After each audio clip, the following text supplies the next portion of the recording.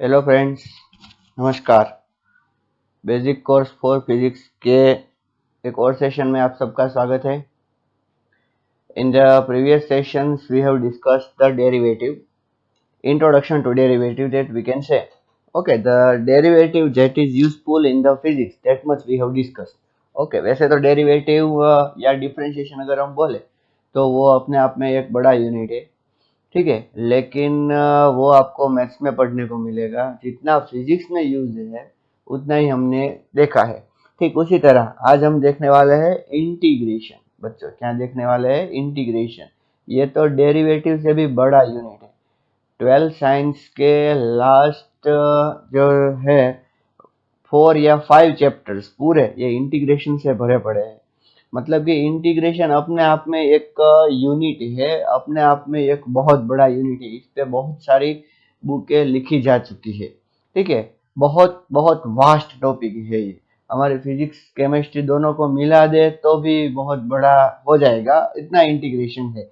लेकिन हमें फिजिक्स में बहुत कम इंटीग्रेशन करना है, ठीक है ना। आप तो कॉलेज में जाओगे, वहां पर भी आपको इंटीग्रेशन देखने को मिलेगा। यहाँ पर मैं आपको थोड़ा सा इंटीग्रेशन का इंट्रोडक्शन दूंगा, जितना हमें फिजिक्स के लिए चाहिए, ठीक है। आइए शुरू करते हैं इंटीग्रेशन।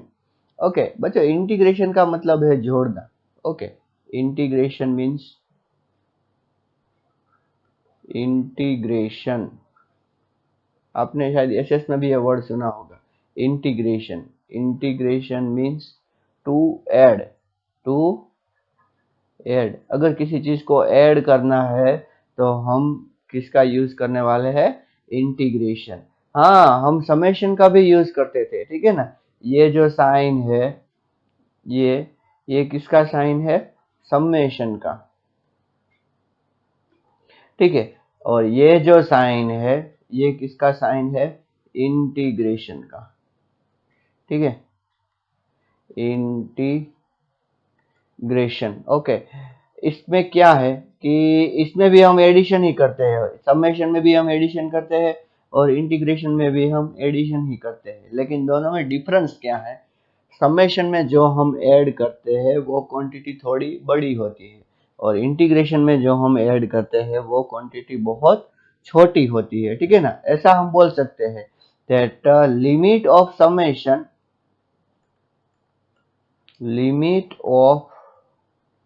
summation is integration.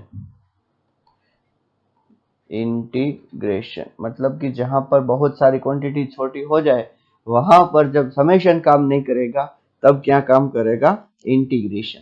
इस समेशन का यूज फिजिक्स में इतना नहीं आता है जितना इंटीग्रेशन का यूज आता है। समेशन का यूज तो मोस्टली कॉमर्स में होता है, ठीक है। तो इंटीग्रेशन थोड़ा सा आपको समझ में आ गया कि हमें इंटीग्रेशन का मतलब क्या है?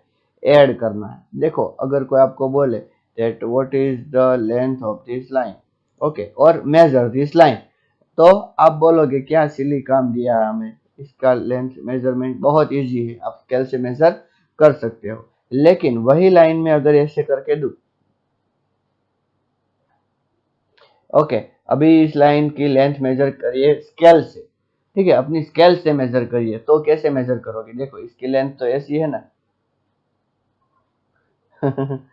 तो इसका मतलब क्या है कि यहाँ पर हमारा वर्क थोड़ा सा डिफिकल्ट हो गया है।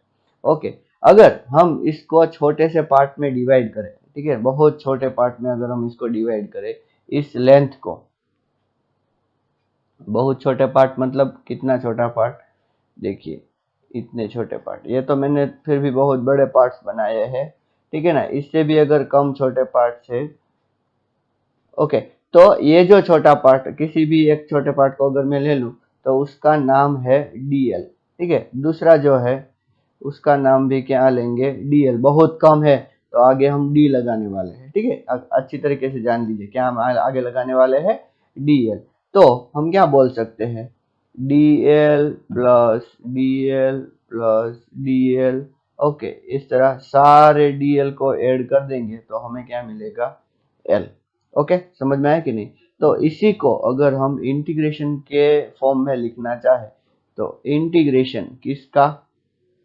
डीएल का, what will be the answer L. ठीक है, इसी तरह फॉर एग्जांपल अगर हम सोचे कि किसी क्वांटिटी का मास है, ठीक है ना, हमें मास को ऐड करना है किसी भी क्वांटिटी के, तो मास को ऐड करने के लिए मतलब क्या है कि हमें क्वांटिटी के मास को बहुत छोटे छोटे भाग में डिवाइड कर देना होगा। ठीक है, सोचिए कि क्वांटिटी का मास है m, कितना मास है क्वांटिटी का m, और ऐसा सोचिए कि बहुत छोटा मास जो हम लेने वाले हैं वो कितना होगा, स्मॉल m नहीं लेंगे, उसको dm लेंगे। क्या लेंगे हम, dm। तो बाद में क्या होगा, हम जब उसको ऐड करेंगे सारे मास को तो हमें कितना मिलेगा, dm। ठीक है, यह तो मैंने ओरली बताया। अगर हम इसको लिखना चाहें, इंटीग्रेशन dm अगर हम करना चाहे ऐसा, देखिए ये है इंटीग्रेशन dm, तो हमें क्या मिलेगा, m। ओके, तो ये थोड़ा स्टार्टिंग का इंट्रोडक्शन हो गया इसका, इंटीग्रेशन का। ओके, देखिए हम और एग्जांपल लेंगे। मैं अगर आपको ऐसा बोलूं कि ये है एक रेक्टेंगल, ठीक, ओके, ये है इसकी लेंथ और ये है इसकी breadth. Okay, what is the area, area कितना होगा, तो आप बोलोगे directly sir area is equals to L into B. बहुत आसान काम है, ठीक है ना। लेकिन अगर कुछ ऐसा दिया हो,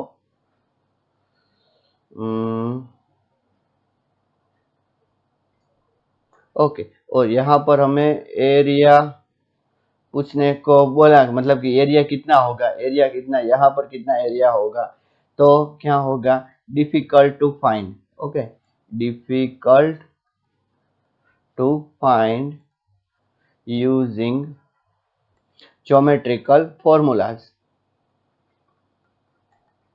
ज्योमेट्रिकल फॉर्मूला। ओके, ज्योमेट्रिकल फॉर्मूले के यूज से हम इसको इजीली फाइंड नहीं कर सकते, ठीक है ना।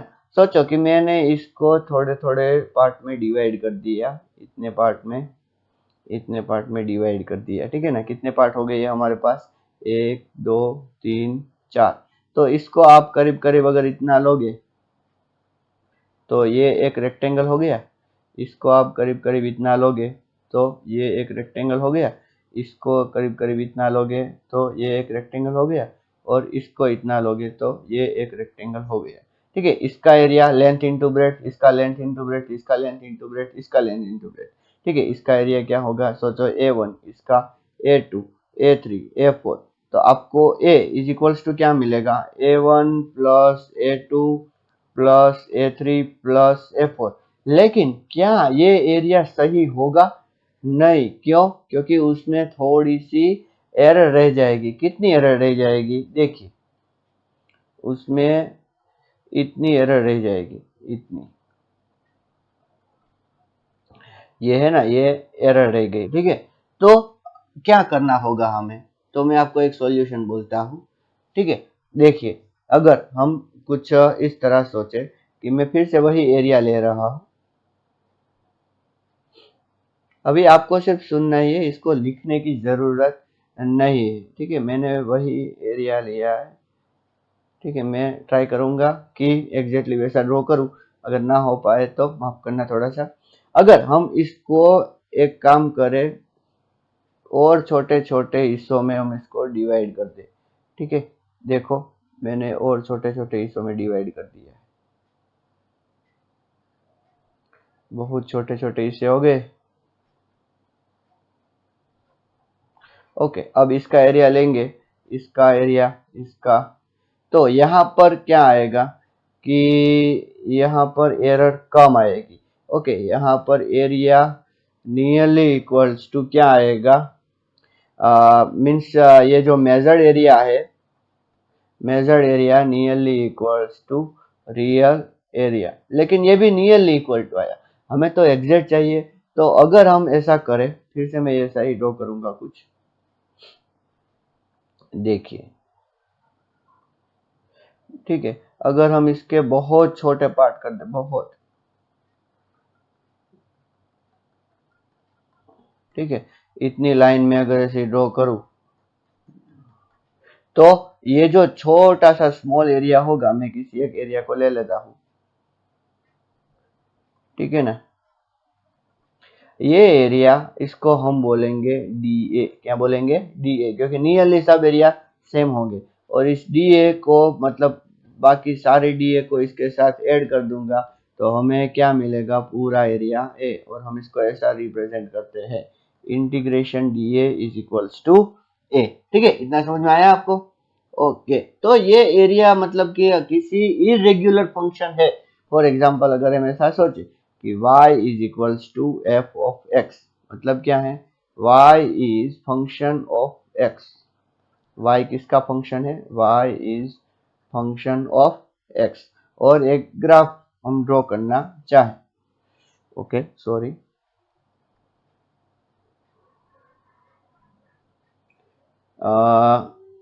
कुछ ऐसा ग्राफ ड्रॉ करना चाहे, ये है x और ये है y, और इसका एरिया कुछ इस तरह, सॉरी ये फंक्शन कुछ इस तरह है। तो ये जो पॉइंट हमें मिला और ये जो पॉइंट हमें मिला, ठीक है ना, ये सोचो कि ये पॉइंट है x1 और ये पॉइंट है x2। Okay, what is asked? Area under graph, area under graph is equals to what? तो एरिया अंडर ग्राफ कितना होगा ये आप भी पता लगा सकते हो। देखिए, एरिया अंडर ग्राफ होगा, आपको दिख रहा होगा आपको एरिया अंडर ग्राफ मतलब कौन कौन सा? ये जो है ग्राफ और इतना एरिया आपको कैलकुलेट करना है। ये क्या है? Area under graph. ये कितना होगा? ये अगर हमें सॉल्व करना है तो डायरेक्टली हमारे पास कोई फॉर्मूला नहीं है। हम डायरेक्टली क्या कर सकते हैं? हम इंटीग्रेशन का यूज करके हम क्या करेंगे? पहले इस एरिया को बहुत ही छोटे पार्ट में डिवाइड कर देंगे, बहुत ही छोटे से पार्ट में। ठीक है ना, सोचो कि मैंने एक छोटा सा पार्ट लिया, इतने छोटे से पार्ट में मैंने इस एरिया को डिवाइड कर दिया। तो यहाँ पर x है वो कितना हो गया? dx हो गया। ठीक है, और ये जो हाइट है वो कितनी हो गई? वो हो गई y। तो इसका छोटा सा एरिया कितना आएगा? एरिया, स्मॉल एरिया कितना आएगा? आपको पता है ये रेक्टेंगल जैसा आपको दिख रहा है, तो रेक्टेंगल जैसा दिख रहा है तो आपको पता होना चाहिए रेक्टेंगल का एरिया का फॉर्मूला क्या है? Length into breadth. तो y क्या है? लेंथ, और ब्रेड्थ कितनी हो गई? dx।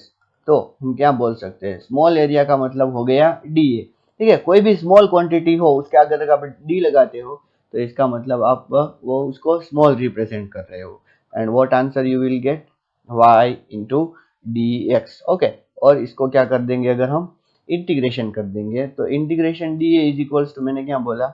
ए, और यहाँ पर y डी एक्स, उसका जो रूल है इंटीग्रेशन के रूल जो हम अभी पढ़ने वाले हैं, ठीक है ना, उस रूल को हम लगा के अभी डी एक्स है, डी के बाद कौन है? x। तो डी के बाद x है और x है वो कहाँ से कहाँ तक जा रहा है? पहले x1 से कहाँ तक जा रहा है? x2। तो यहाँ पर हमें लिखना होगा x1 से x2। कहाँ तक? x1 से x2।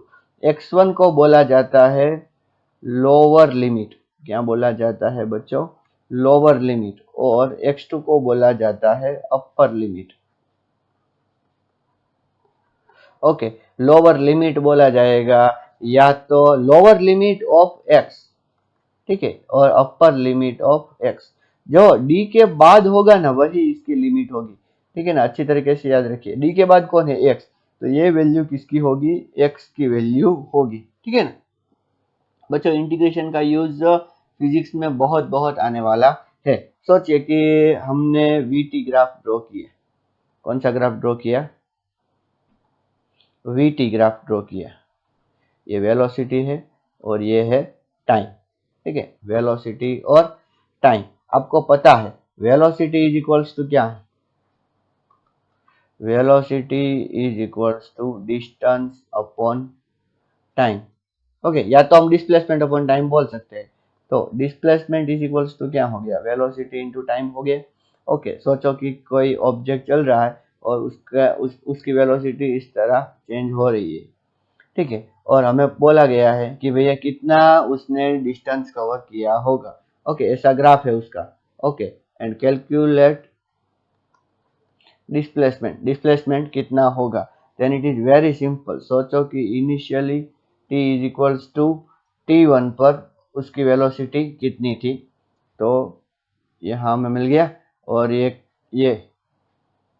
क्या है, ये t2, ठीक है। और ये जो एरिया है ये क्या मिलेगा हमें, डिस्प्लेसमेंट।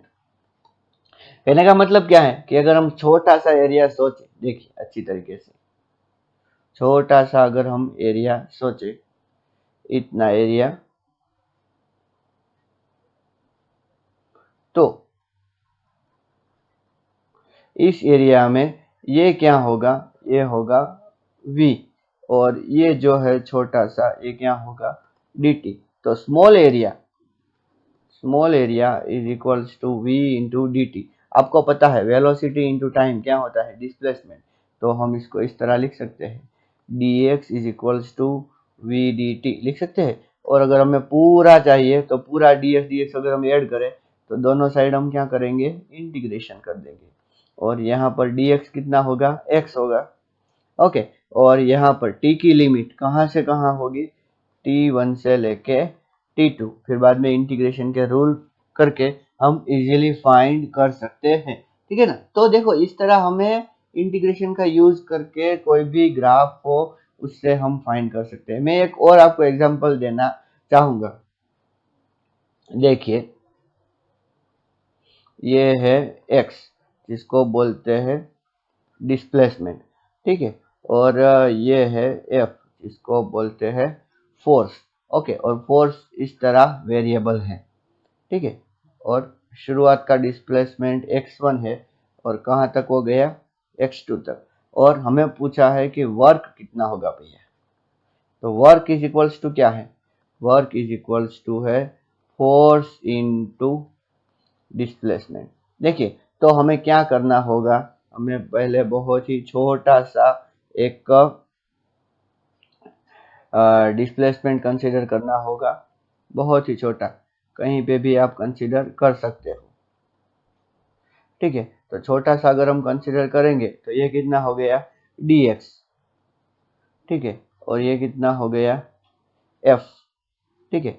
तो इसका छोटा सा एरिया जो है उसको हम वर्क डन के तौर पे ले सकते हैं, equal to F D X. और अगर हमें टोटल वर्क डन चाहिए तो हम इंटीग्रेशन डी डब्ल्यू करेंगे और यहाँ पर इंटीग्रेशन क्या कर देंगे, एफ डी एक्स। और डी के बाद कौन है, एक्स। तो एक्स की लिमिट शुरुआत में कितनी होगी, x1, और फाइनली कितनी होगी, x2, ठीक है। तो इस तरह इंटीग्रेशन करके हम फिजिक्स के बहुत सारे प्रॉब्लम है वो इजीली सॉल्व कर सकते हैं। मैंने एक आपको बोला था बच्चों कि हमारे पास डिस्प्लेसमेंट है, तो उसका अगर हम डेरिवेटिव करेंगे तो हमें क्या मिल सकती है, वेलोसिटी। वेलोसिटी का एक बार फिर से डेरिवेटिव करेंगे तो हमें क्या मिल सकता है, एक्सेलरेशन। ठीक उसी तरह अगर हम एक्सेलरेशन का एक बार इंटीग्रेशन करें, एक बार क्या करें, integration with respect to time, हाँ बच्चों यहाँ पे याद रखना, विथ रिस्पेक्ट टू टाइम, तो हमें क्या मिल सकती है, वेलोसिटी। और वेलोसिटी का एक बार और इंटीग्रेशन करें विथ रिस्पेक्ट टू टाइम तो हमें क्या मिल सकता है, डिस्प्लेसमेंट। बच्चों मैंने अगर ऐसा लिखा है कि y dx, तो इसका मतलब ये है, क्या है इसका मतलब, integration of y with respect to x।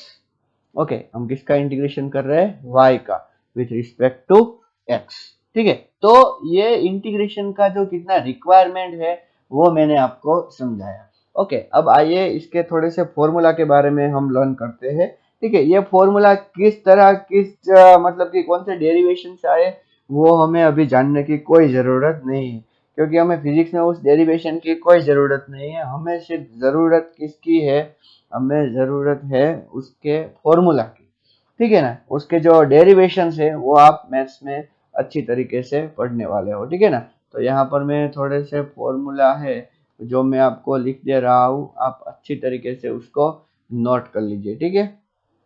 पहला फॉर्मूला इंटीग्रेशन, अच्छा ये जो फॉर्मूला है कोई बात नहीं, चलो पहले फॉर्मूला नोट कर लेते हैं। Integration x raise to n dx, ठीक है, इसका आंसर होगा x raise to n plus 1 upon n plus 1, okay, plus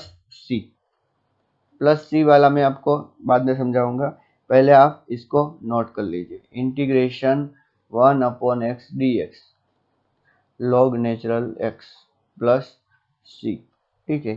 फिर integration e raise to x D x is equals to e raise to x plus C, okay. फिर एक note कीजिए, integration e raise to k x D x is equals to e raise to k x upon के plus C,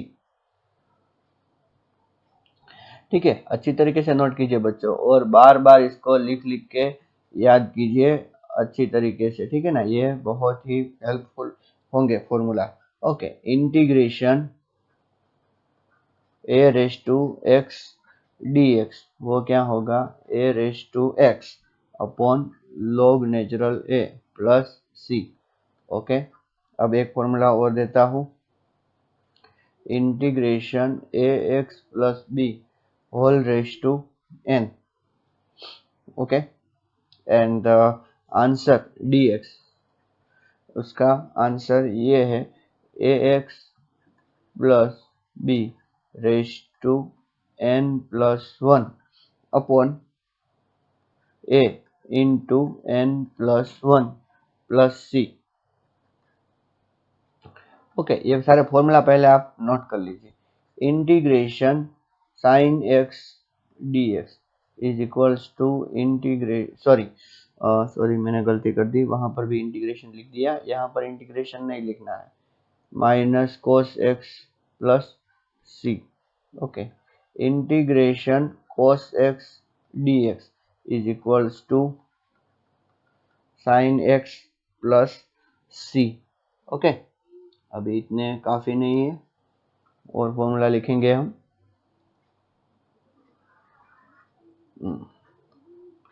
integration sine K x D x is equals to minus cos K x upon के, बच्चों इस के को के से मत काटना, प्लस सी, क्योंकि ये जो के है वो एंगल में है, ये कांस्टेंट है, हालांकि दोनों की वैल्यू सेम है लेकिन उसको हम काट नहीं सकते।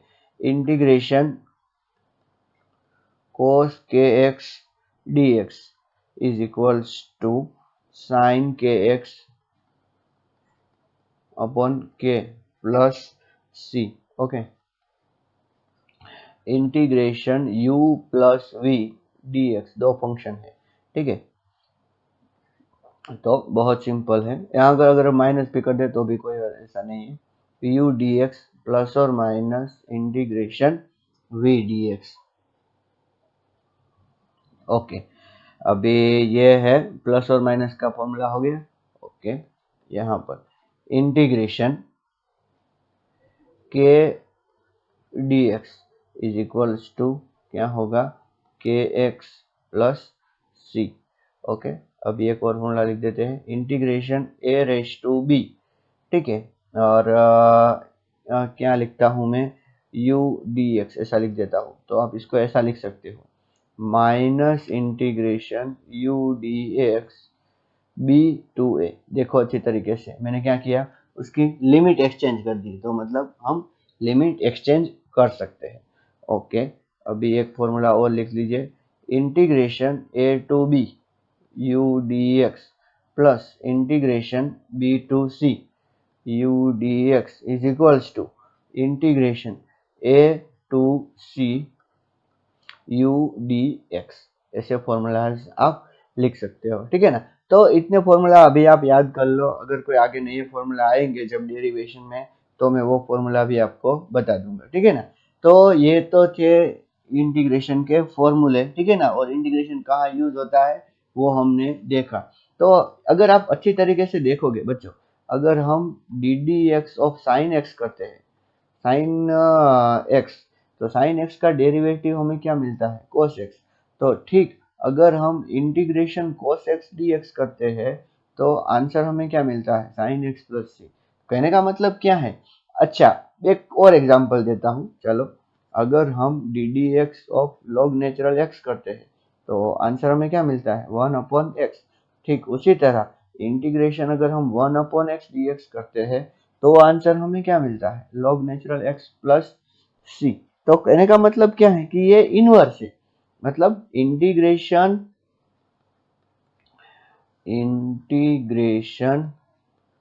Is inverse of derivative. Integration क्या है, डेरिवेटिव का इनवर्स है। ठीक है, अच्छी तरीके से याद रखिए। अच्छा देखिए, इस टाइप के जो इंटीग्रेशन होते हैं ना, वहाँ यहाँ पर कुछ नहीं लिखा होता, इसको बोलते हैं इनडिफाइनाइट इंटीग्रेशन। क्या बोलते हैं, इनडिफाइनाइट इंटीग्रेशन। ओके, इसका जो रिजल्ट होता है, ठीक है ना, result of indefinite integration contains constant। उसमें क्या होता है, कांस्टेंट होता है, मतलब कि ये जो प्लस सी होता है ना, वही। ओके, और डिफाइनाइट इंटीग्रेशन मतलब कि अगर ऐसा हम लिख ले और यहाँ कुछ ए और बी है, ये जो लिमिट है, अपर लिमिट और लोअर लिमिट, इसे बोलते हैं डिफाइनाइट इंटीग्रेशन। क्या बोलते हैं बच्चों, डिफाइनाइट इंटीग्रेशन। ठीक है ना, और इसके रिजल्ट में सी नहीं होता। Okay, result of this integration does not contain C, क्योंकि ये कैसा है,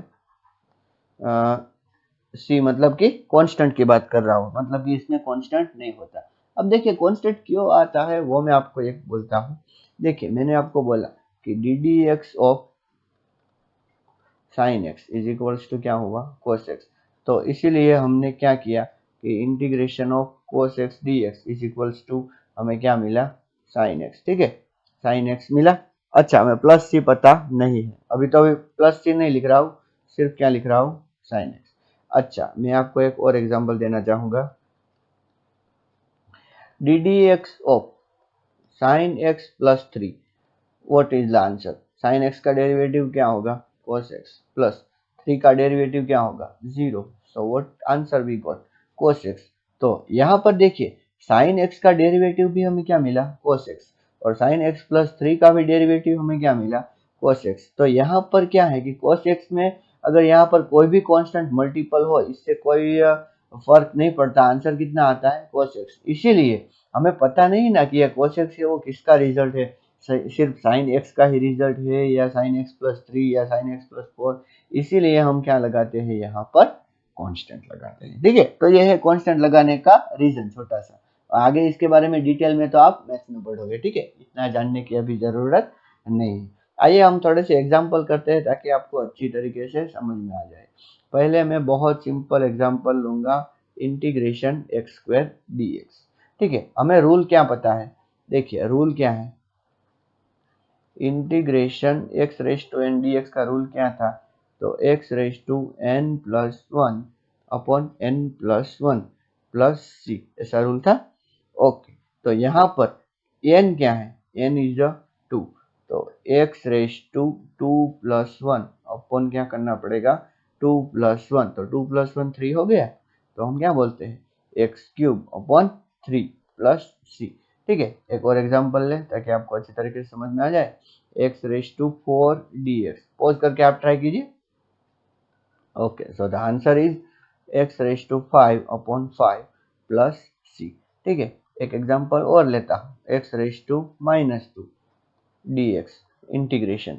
बच्चों यहाँ यहाँ ही हमें इंटीग्रेशन की साइन रिप्लेस करनी है, यहाँ पर नहीं, यहाँ तो हमने इंटीग्रेशन ऑलरेडी कर लिया है। So what is the answer, X raise to minus two plus one upon minus two plus one plus सी।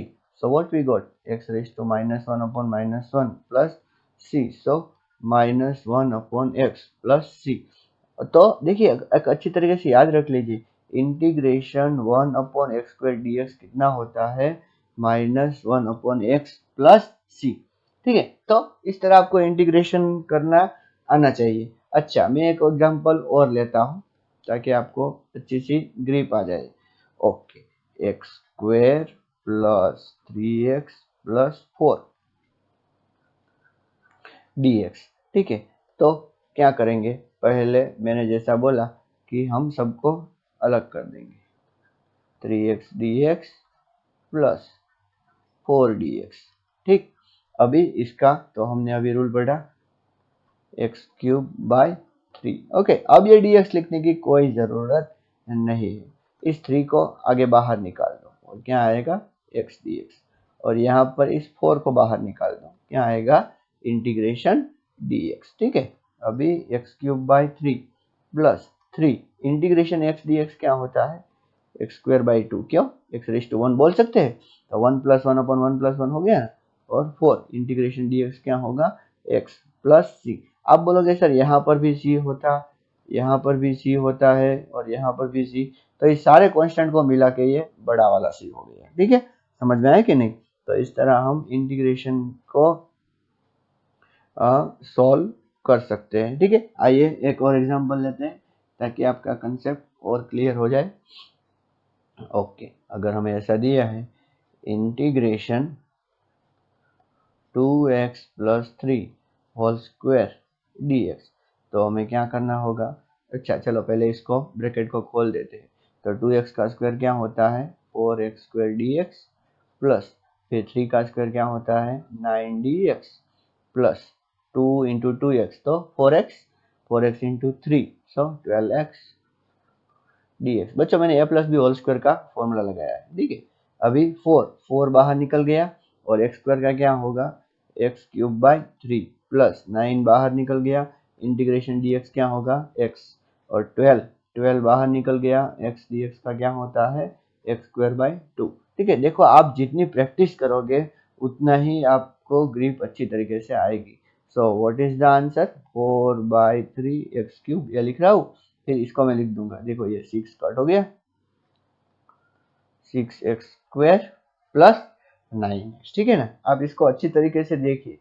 एक बार अगर आपने प्रैक्टिस शुरू कर दी अच्छी तरीके से, then easily you can solve any type of integration. हमारे कोर्स में मतलब कि स्पेशली फिजिक्स में ये पहला जो फॉर्मूला और ये जो कांस्टेंट वाला है वही बहुत यूजफुल है। ठीक है ना, इसका ही हमें बहुत ज़्यादा यूज करना है।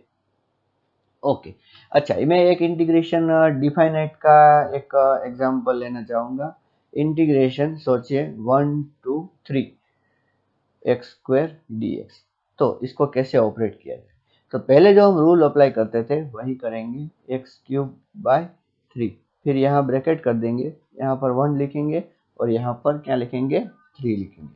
ओके, अब ये जो 3 है ना वो कांस्टेंट है, मतलब कि 1/3, तो 1/3 को बाहर लिख देंगे। ठीक है, x³ है वो वेरिएबल है, यहाँ पर 1 and 3। बच्चों, सबसे पहले x की अपर लिमिट पहले क्या पुट करेंगे, अपर लिमिट का क्यूब माइनस लोअर लिमिट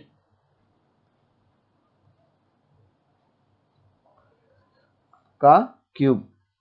देखिए, अपर माइनस लोअर ऐसा नहीं करना है, अपर माइनस लोअर का cube, no, it is totally wrong. हमें क्या करना है, अपर लिमिट रिप्लेस करनी है पहले, फिर लोअर लिमिट रिप्लेस करनी है। ओके, तो कैसे करें, आइए देखिए। 1/3 अपर लिमिट कितनी है, 3 है, तो 3 का क्यूब माइनस लोअर लिमिट कितनी है, 1 है, तो 1 का क्यूब।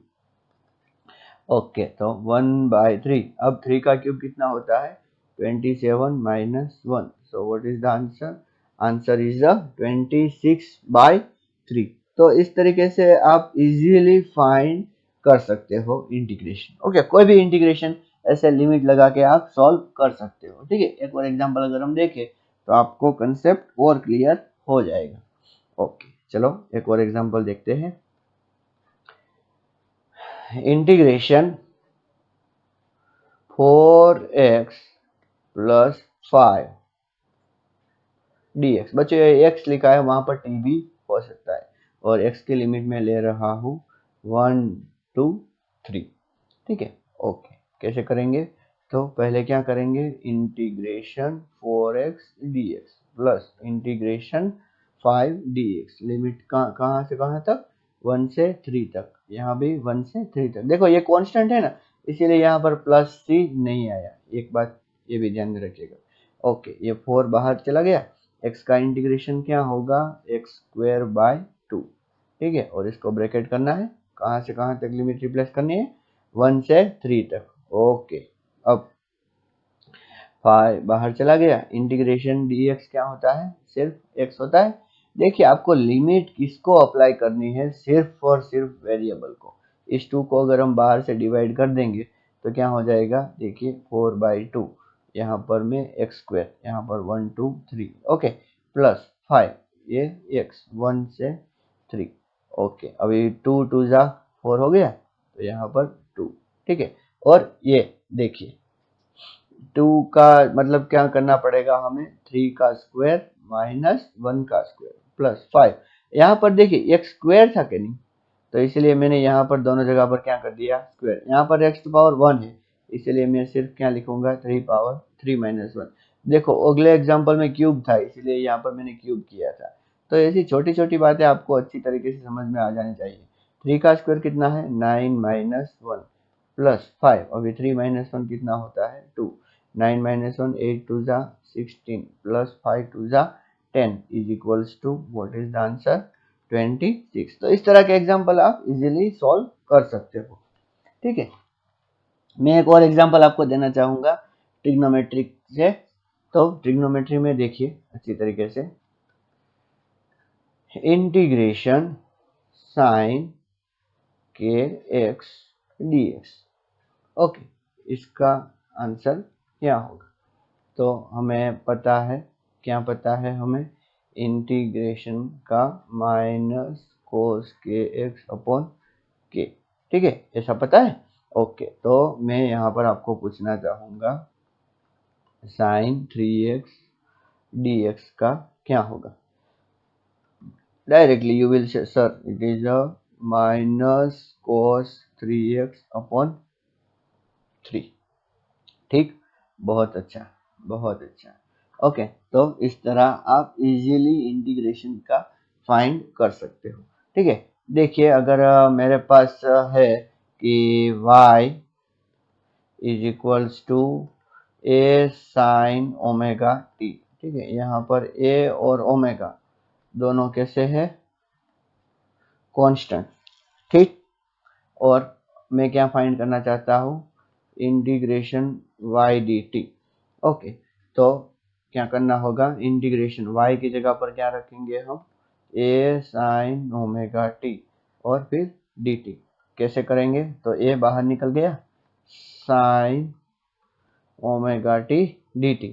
तो यहाँ पर क्या करेंगे? देखिए सिंपल, ये साइन है, या देखो यहाँ पर टी था ना, omega T sine T. Y किसका फंक्शन था? टी का ही फंक्शन था। ओके, हर बार आप याद रखिए वाई किसका फंक्शन होता है? एक्स का। यहाँ पर टी का था, इसलिए with respect to d t किया। Okay, it's very simple. तो यहाँ पर क्या होगा? Minus cos omega t upon omega. Okay, ये मल्टीप्लीकेशन में आएगा। ओके, प्लस सी। ओके, यहाँ पर मैं प्लस सी करना भूल गया, यहाँ पर भी प्लस सी करना भूल गया, माफ कीजिएगा। So what answer we get here? We get here answer as minus A upon omega cos omega T. Okay, plus C. Okay, ये हो गया क्या? Integration y dt। ओके, तो इस तरह हम इंटीग्रेशन के सारे रूल अप्लाई कर सकते हैं। देखो हम काइनेमेटिक्स के इक्वेशन भी इससे डिराइव कर सकते हैं। ओके, और एक बात सोचिए, अगर हमें वर्क डन, मैंने बोला था ना वर्क डन हमें फाइंड करना है, तो कैसे वर्क डन फाइंड करें? देखिए, ओके, अभी मैं आपको एक एग्जांपल देता हूँ कि ग्रेविटेशन फोर्स है। ग्रेविटेशन फोर्स क्या है?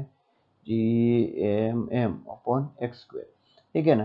तो अगर हमें वर्क डन फाइंड करना है तो इंटीग्रेशन f dx मैंने बोला था, तो इंटीग्रेशन f क्या रखेंगे हम, GMM/x² इंटू dx, ठीक है। अब ये GM तो कांस्टेंट है, integration 1/x² dx is equals to GMM, मैंने आपको बोला था, याद रखिएगा 1/x² का क्या होता है, -1/x, ठीक है। So what is the answer, -GMM/x। बच्चों ये वर्क डन है ना, एक्चुअली ये पोटेंशियल एनर्जी बन गई हमारे लिए, क्या बन गई, पोटेंशियल एनर्जी। ओके, तो इस तरह हम इजीली इसका यूज करके हम वैल्यू मतलब कि फाइंड कर सकते हैं। ओके, अच्छा सोचो कि अगर हमने यहाँ पर लिमिट रख दी, ठीक है ना, हम किसी ऑब्जेक्ट को ला रहे हैं, ओके, और हम अर्थ के रेडियस से, मतलब कि देखिए ये जो है यहाँ से हम इनफाइनाइट तक लेके जा रहे हैं, तो यहाँ इनफाइनाइट रख दूंगा मैं, और यहाँ पर मैं क्या रख दूंगा, r। क्यों, क्योंकि सेंटर से इसका डिस्टेंस कितना होता है, r, तो r टू इनफाइनाइट, ठीक है, r टू इनफाइनाइट, यहाँ पर भी r टू इनफाइनाइट। बच्चों यहाँ पर ये जो तब जब मैं लिमिट लगाऊंगा तो ये आंसर अब फाइनल नहीं गिना जाएगा, तो हमें करना क्या पड़ेगा, देखिए -GMM उसको बाहर रख के 1/x, उसमें लिमिट कहाँ से कहाँ तक लगानी है हमें, r से इंफिनिटी। ओके, अब लिमिट कैसे रिप्लेस की जाती है वो आपको अच्छी तरीके से पता चलेगा। देखिए -GMM, ठीक है, पहले क्या रिप्लेस करना होगा, 1/इंफिनिटी -1/r। क्यों, क्योंकि यह डिनोमिनेटर में था, इसलिए अच्छी तरीके से देखिए। So what answer we will get, -GMM 1/इंफिनिटी कितना होता है, 1/इंफिनिटी होता है 0। कैसे, आपके पास एक पेड़ा है, आपने उसको इंफिनिटी लोगों में बांट दिया, आपके पास क्या बचा, कुछ नहीं, 0। Okay, so 0 minus anything is equals to minus anything. Okay, so minus minus plus, and what answer we will get, GMM/r। तो इजीली हम इससे हमारे बहुत सारे प्रॉब्लम सॉल्व कर सकते हैं, ठीक है ना। हमें वेलोसिटी से अगर हमें डिस्प्लेसमेंट चाहिए, एक्सेलरेशन से अगर हमें वेलोसिटी चाहिए, तो इंटीग्रेशन का यूज करके हम इसमें फाइंड करने वाले हैं, जो हम काइनेमेटिक्स चैप्टर में देखेंगे, ठीक है ना। तो यहाँ इसका इंटीग्रेशन का थोड़ा सा इंट्रोडक्शन मैंने डिस्कस किया, और आगे आगे आप जैसे जैसे पढ़ते जाएंगे आपका इंटीग्रेशन का ये बेस है वो स्ट्रॉन्ग होता चला जाएगा, ठीक है। तो यहाँ पर हमारा बेसिक कोर्स पूरा खत्म हुआ, और आगे हम फिजिक्स के कंसेप्ट देखेंगे, ठीक है। थैंक यू एंड नमस्कार।